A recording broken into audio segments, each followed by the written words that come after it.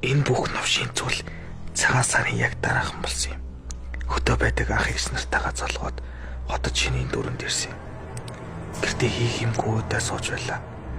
Зүгээр сууснаас хүнтэй танилцъя гэж бодоод утсаасаа тэнгэр рүү орлоо. Олон охтуудаас гарч байгаад нэг охиныг онцгойлон зүрх тарав.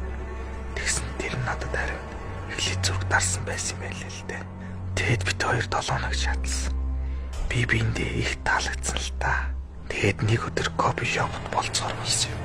Зураг шиг сайхан бүсгүй байлаа. Жаал юм ярьсуулаа. Бид хоёр биэндээ нэлээд өмсч байлаа. Учир нь бид хоёрын сонирхол яг ижилхэн байсан. Ярьж ярьсны эцэст цаг жорой боллоо. Кофе шопоос гараад бид хоёр алгаж байлаа. Тэгтэл тэр хоёулаа манад очив л доо. Манад хүн байхгүй, би ганцаар хоног гэдэм байх.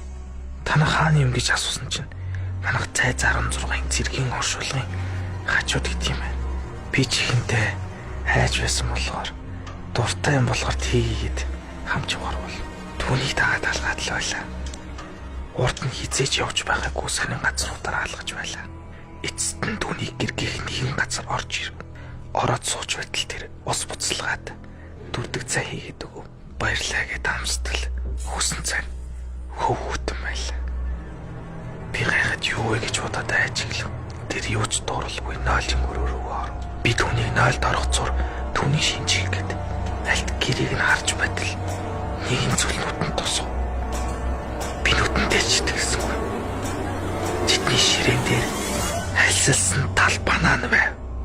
Би шууд л хамаг мэддэг тарны уншаад тэднийгээс умхумгүй зовтон гарав.